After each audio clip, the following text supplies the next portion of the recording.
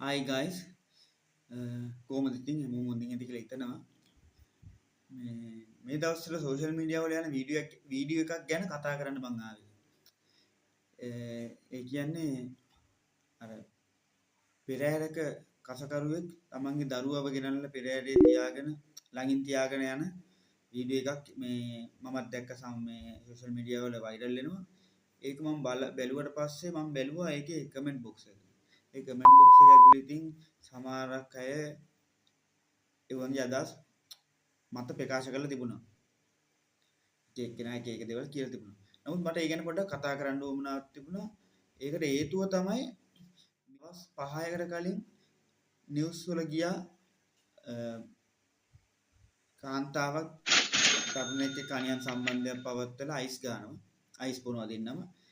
තමන්ගේ දරුවව ඒ අනියම් සම්බන්ධ මනුස්සයත් එක්ක එකතු වෙලා ගාලා කරලා ට්‍රීවිල් එක ගෙනල්ලා පාර්ක දාලා යනවා. මාමක දාලා යනවනේ. ඒතොර එහෙම තියෙන සමාජයක් ඇතුලේ ඔය පෙරහැරේ කසකරුවා තමන්ගේ දරුවා ළඟින් තියාගෙන පෙරහැරේ අරන් යන්නේ එක මම දැක්කා. ඒකේ සමාජ මාධ්‍යවල මම දැක්ක මූණු පොතේ එක පෝස්ට් එකක් පළ කරලා තිබුණා. ඒ පෝස්ට් එක මම කියෙව්වා.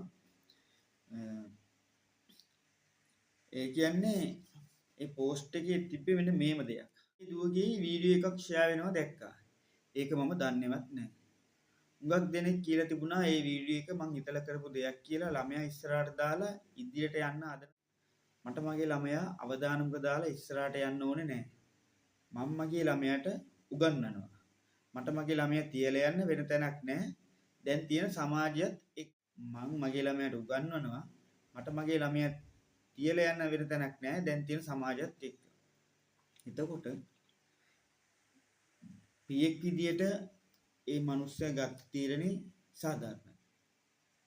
සාධාරණයි තමන්ගේ දරුවා ආරක්ෂා කරගන්න තමයි ඒ මරන්නේ. මොකද ඒ දරුවගේ අම්මත් දැන් මාස 6-7කට උඩදී ඒ දරුවවයි එයාවයි ඒ මනුස්සයවයි දාලා ගිහලා තිබුණා.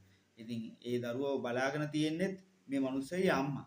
එයත් වයෝවෘද්ධයි වයසයි. ඉතින් මේ පෙරහැරක කස ගන්නවා කියන්නේ දවස් 2-3ක් විතර ඉන්න වෙනවා. ඒ පෙරහැරේ පන්සලේ නැවතිලා ඒ වැඩ කටයුතු ඉවර වෙනකන්. එතකම් මෙයාට ගෙදර එන්න හම්බෙන්නේ නැහැ. ඒතකොට දරුවා වයෝවෘද්ධ එයාගේ අම්මත් එක්ක තමයි ජීවත් වෙලා තියෙන්නේ.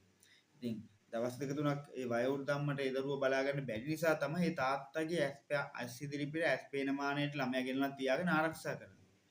ඉතින් මිනිස්සු අර පොත ඇතුළේ කියවන්නේ නැතුව පිටකවර බලලානේ ගොඩක් කතා දන්නේ.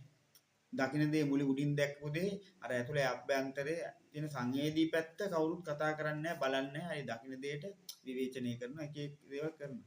ඉතින් ඒ වගේ තාත්තලා අර වගේ අම්මලා මිනිසුත් එක්ක අනියම් සම්බන්ධතාව තියාගෙන අර තමන්ගේ දරුවට ගාලා කරලා ට්‍රීවිල් එක ගාලා මාපාර දාලා යන අම්මලට වඩා මේ තාත්තා කොච්චර බෝසත් තාත්තා කෙනෙක්ද?